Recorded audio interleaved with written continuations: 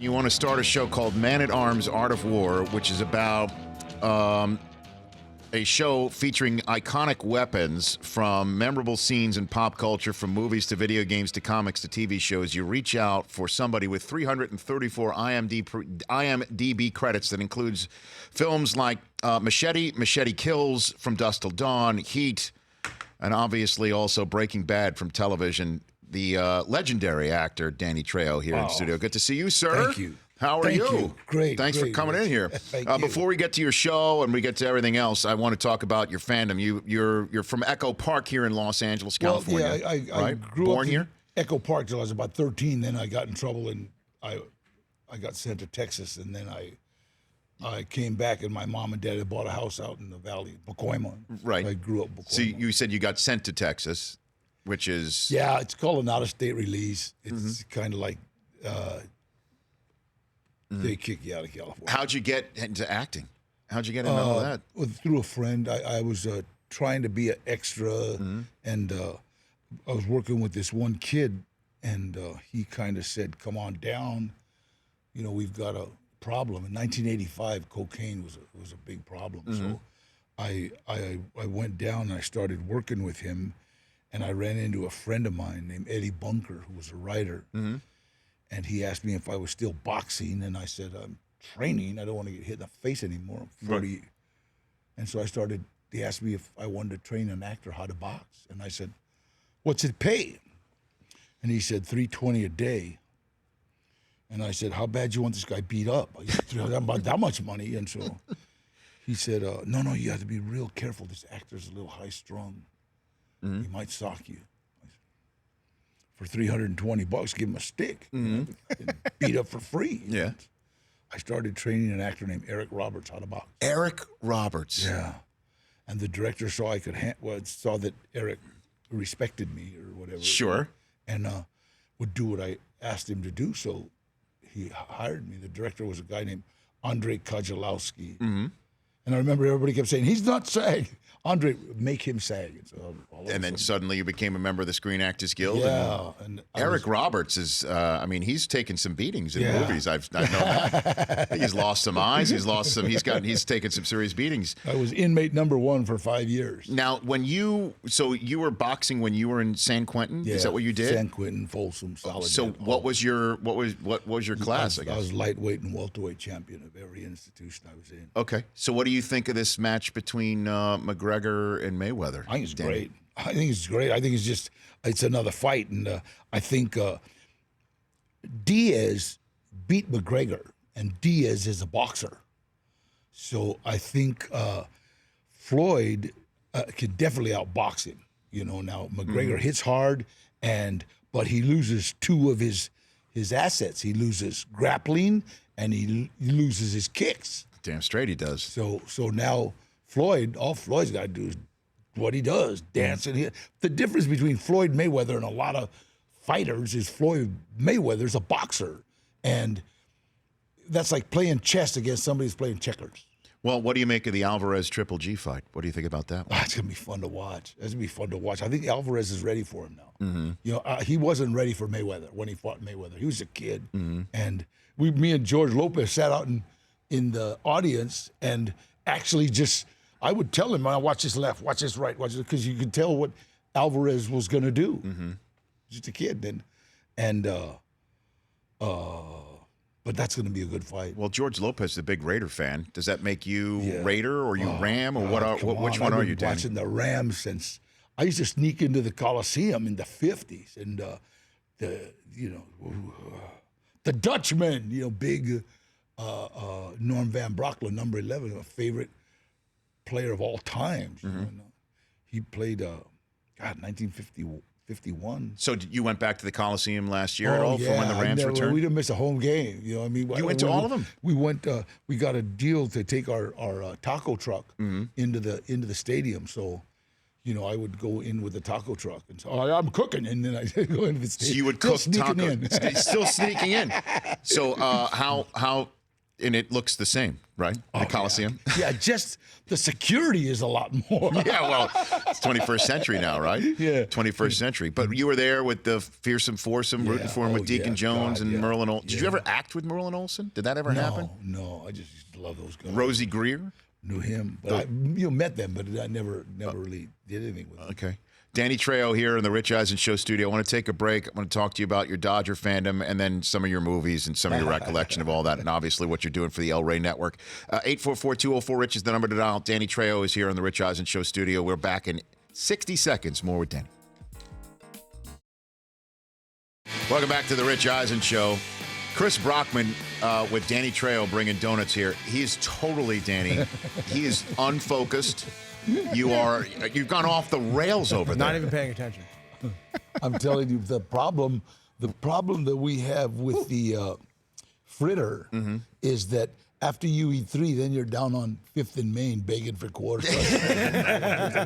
Why did you create a donut and coffee shop, Danny? Well, first Where did of this all, come from?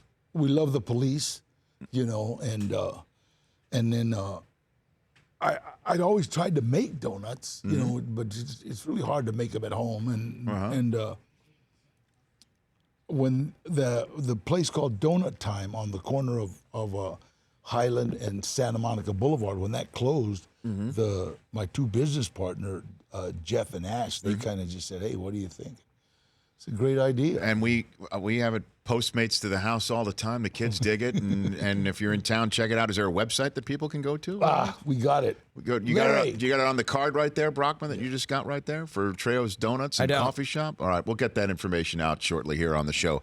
Which is your favorite credit? You got 334 of them. Which is your favorite movie that you were part of, Danny Trejo? Well, I would have loved Machete even if I wasn't in it. It was just a great movie. It was Robert Rodriguez. And then, but the first one that really I did a movie called Heat with Robert De Niro and Al Pacino. And that kind of like said, wow, you're like a real actor now. You know, that was unbelievable. Just meeting those. It's so funny because I worked with Robert De Niro on Heat, and I just couldn't keep my eyes off it. Just like, this is the guy, right?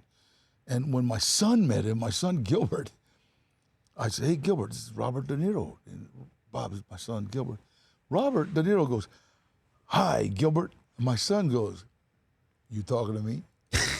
You talking? 9 years old. I said, "Gilbert, you didn't see that movie?" He goes, "The Comedy Channel, Dad." Oh, because you never showed your kid Taxi Driver at age 9, huh? No, they saw From Dusk to Dawn, though. Yeah. Well, they might give a kid a nightmare if they see From Dusk Till Dawn at age 9. When my eyes went in the pool pocket, my daughter jumped. She was 6. She jumped up in the theater and went, "Whoa, that was so cool!" How did De Niro react to a 9-year-old spitting Taxi Driver lines back at him? No, but he laughed. He loved him and Gilbert are good friends. And then when we did Machete, he did Machete for me. I ran into him and he was saying, "Well, you, number one," because I'm number one on the call sheet. Number one, and I was so ticked. I just said, "Could I get you some coffee, Mr.?" Nice. He's still Mr. You. That's fantastic. How did you get involved with Breaking Bad?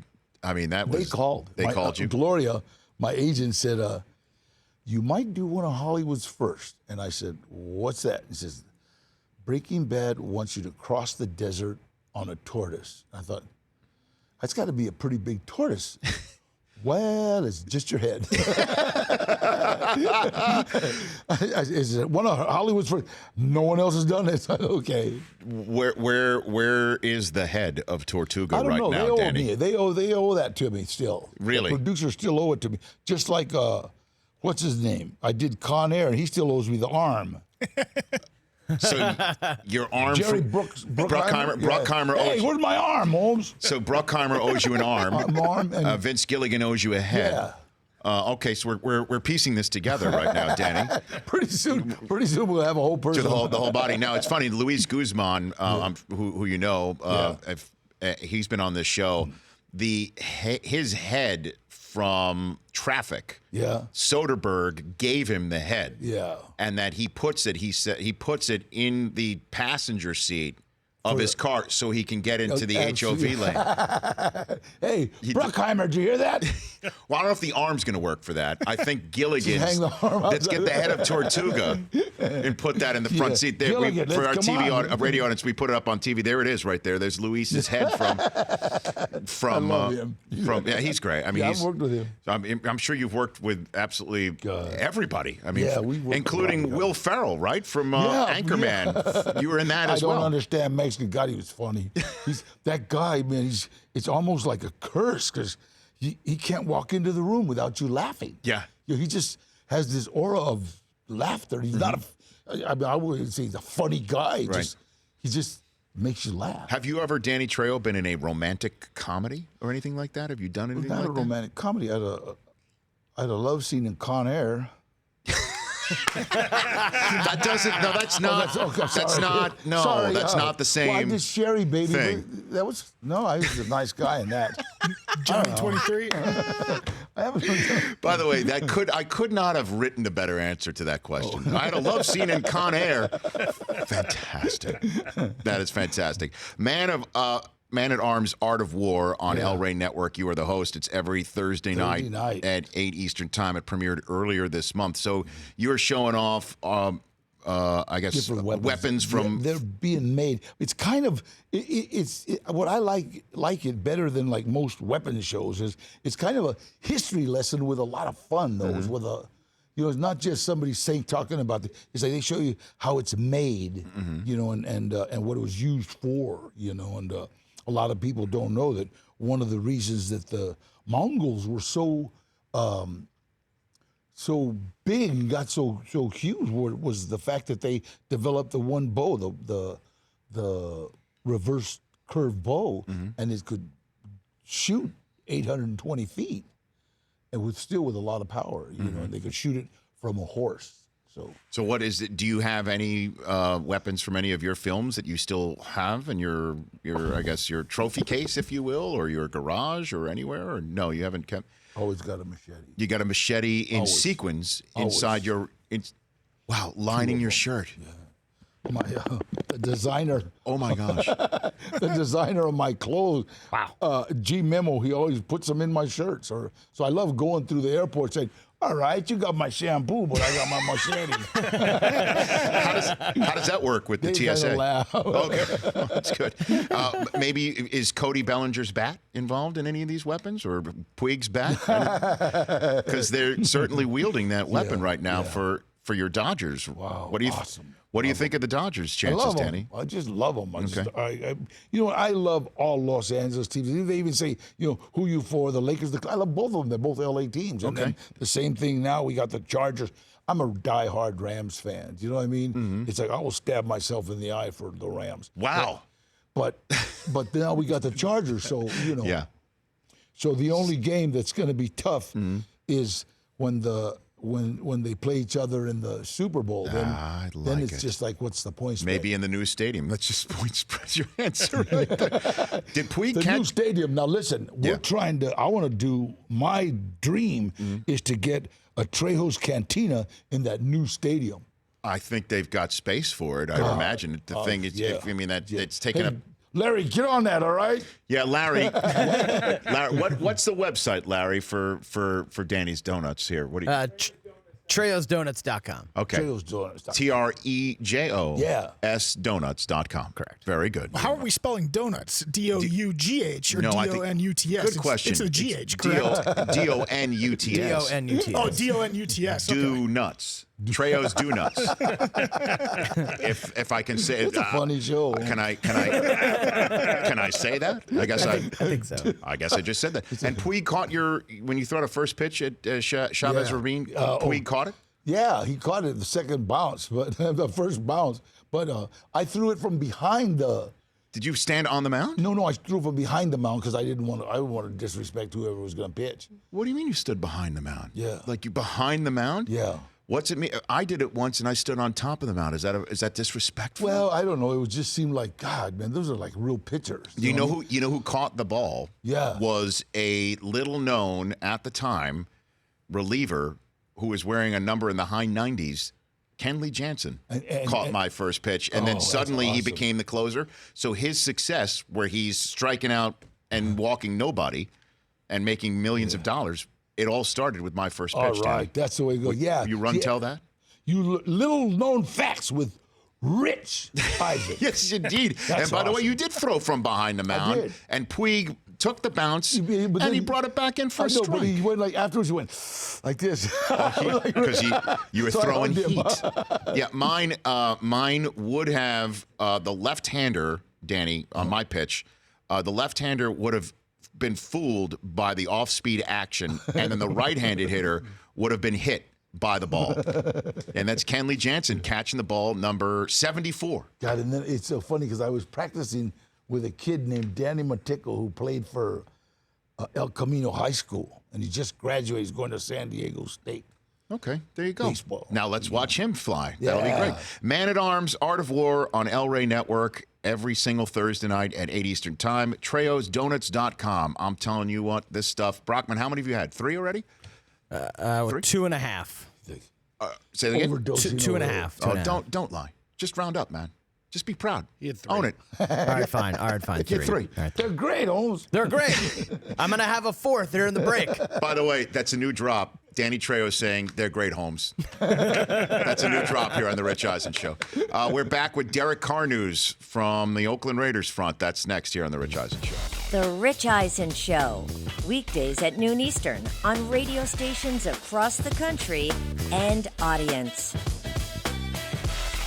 Isn't it amazing you can download an app with your thumbprint? You should download our app with your thumbprint.